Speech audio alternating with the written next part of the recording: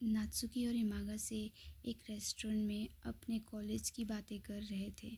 Indirectly कहा जाए तो एक दूसरे के खिलाफ जहर उगल रहे थे।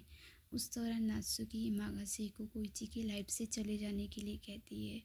यहाँ तक कि वो इमागासे की तुलना एक गटर से कर देती है और कहती है कि मैं कोइची को किसी गटर में डूबते हुए नहीं देख सकती, इसलिए अच्छा होगा कि तुम कोइची की लाइफ से हमेशा के लिए चले जाओ।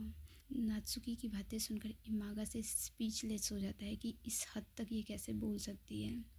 तभी वहाँ पर कोइची भी आता है। कोइची इमागासे से पूछने लगता है कि क्या तुमने नात्सुकी को यहाँ पर बुलाया। तभी नात्सुकी कहती है कि इमागासे ने मुझे नहीं बुलाया, मैंने इमागासे को बुलाया। कोइची थोड़ा सा नर्वस होते हुए इमागासे से पूछता है कि कहीं तुमने नात्सुकी को कोई ऊट पटांग बात तो नहीं बताई ना। नात्सुकी कोइची से पूछती है कि तुम किस बारे में बात कर रहे हो। कोइची कहता है नहीं, मैं तो वैसे पूछ रहा था क्योंकि तुम दोनों ज़्यादा सीरियस लग रहे थे अभी। नात्सुकी कोइची से कहती है कि चलो मैं तुमसे एक सीधा प्रश्न पूछती हूँ। कोइची के सामने एक सिचुएशन खड़ा करते हुए वो कहती है कि अगर तुम्हें आज इमागा से और नात्सुकी में से किसी एक को चूज़ करना हुआ तो तुम किसे घर ले जाना चाहोगे, किसके साथ आज की रात स्पेंड करना चाहोगे। कोइची कहता है कि तुम अचानक से क्या बातें करने लगी। नात्सुकी कहती है कि जो मैंने पूछा उसका जवाब दो। कहीं ऐसा तो नहीं कि तुम कंफ्यूज हो रहे हो और चूज़ नहीं कर पा रहे हो। और कहती है कि तुम्हें पता है ना कि अगर एक आदमी और एक औरत में से तुम चूज़ नहीं कर पा रहे तो इसका मतलब क्या है। कहीं तुम्हारे मन में भी इमागा से के लिए फीलिंग्स तो नहीं आने लगी। इमागा से नात्सुकी को कहता है कि अगर कोइची के मन में मेरे लिए फीलिंग्स आने भी लगी हैं तो तुम्हें क्या, तुम कोइची को अपने मन से क्यों नहीं निकाल पा रही हो। क्यों पास्ट में बिताए हुए समय को तुम अपने मन से निकाल क्यों नहीं पा रही हो। तभी कोइची इमागासे को कहता है कि वो इमागासे को नहीं चूज़ कर सकता और वो कहता है कि वो स्ट्रेट है और स्ट्रेट होने के नाते वो किसी लड़के में इंटरेस्टेड नहीं हो सकता।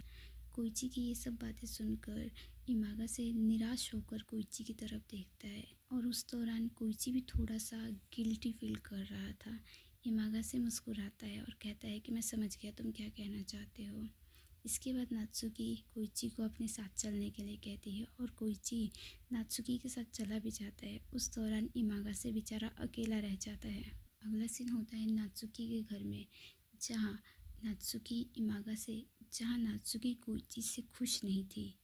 दरअसल जब वो दोनों इंटीमेट हो रहे थे उस दौरान कोइची का ध्यान बिल्कुल भी नात्सुकी के ऊपर नहीं था, बल्कि वो खोया खोया सा, उसका ध्यान कहीं और ही था, जिस बात को लेकर नात्सुकी नाखुश थी। कोइची अपने घर वापस जाता है जहाँ इमागासे अभी जगा हुआ था और टीवी देख रहा था। कोइची इमागासे को इंटीमेट होने के लिए कहता है। इमागासे कोइची को कहता है सोच समझकर फैसला लेने के लिए कहता है और कोइची से कहता है कि अगर उसने एक बार भी उसे मतलब इमागासे को रोकने की कोशिश की इंटीमेट होने के दौरान तो इमागासे आज के बाद कभी कोइची को छुएगा तक नहीं। कोइची इमागासे की बात मान जाता है और वो इमागासे को किस करता है। इसके बाद वो दोनों इंटीमेट होते हैं। सीन होता है अगली सुबह जहाँ कोइची इमागासे को अपने ही अपार्टमेंट में मूव होने के लिए कहता है और कहता है कि वैसे भी इमागासे अपने अपार्टमेंट में रहता तो है नहीं, वहाँ का फालतू पैसा वेस्ट हो रहा है, इसलिए अच्छा होगा कि इमागासे और कोइची एक साथ ही रहने लगे। और कुछ दिन बाद इमागासे का बर्थडे भी आता है। बर्थडे वाले दिन कोइची इमागासे को गिफ्ट देता है, वाइन की बोतल।